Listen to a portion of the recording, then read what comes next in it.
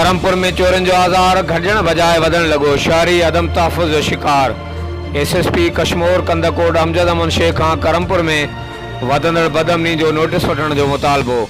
ताज़े वाक़े में नामालूम चोर करमपुर मेन बाज़ार में विक्की कुमार शादमानी के जनरल स्टोर जो शटर तोड़े हज़ारे रुपया जनरल जी शयूं रोक रक़म बियो सामान खणी फरार थी वञण में कामयाब थी विया।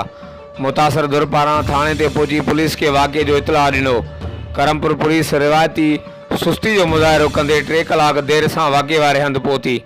करमपुर मेडिकल एसोसिएशन पारां एहतजाजन दुकान बंद करे एहतजाजी मुज़ाहिरो करे वाक़े वारे हंधि अॻियां धरणो हयो वियो। पुलिस दुकान जे चोरी थियल सामान जो मुआइनो करे NC दाख़िल करण बाद चोरी वाक़े की जांच शुरू कर ॾिनी आहे।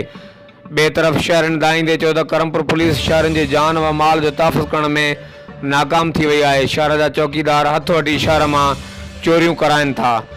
जॾहिं त सान्या धुरनि जो चवणु हो त करमपुर हिंदू बिरादरी के मुख़्तलिफ़ तरीक़नि सां तंग करणु अफ़सोसनाक अमल हुअण सां गॾोगॾु सिंधी हिंदुनि खे लॾाइण जी साज़िश बि आहे।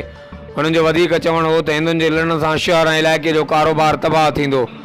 हुननि सरदार मीर महबूब अली खान बिजाणी ऐं सूबाई वज़ीर PP मीर शबीर अली खान बिजाणी ऐं ॿियनि वसवारनि खे अपील कई त करमपुर ऐं भरपासे में वधंदड़ बदअमनी जो नोटिस वठी अवाम जे जान व माल जे तहफ़ुज़ खे यकीनी बणाइण लाइ पंहिंजो किरदारु अदा कयो। हर वक़्तु आगाहण लाइ ॾिसंदा रहो JTN वेब न्यूज़ करमपुर।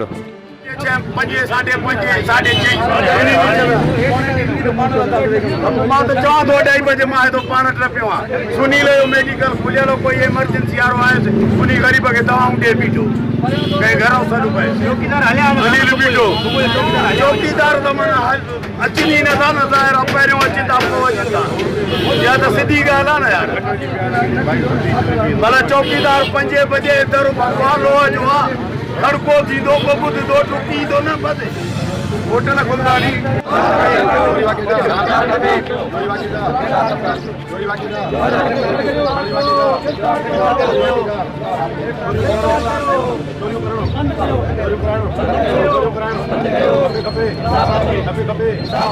खपे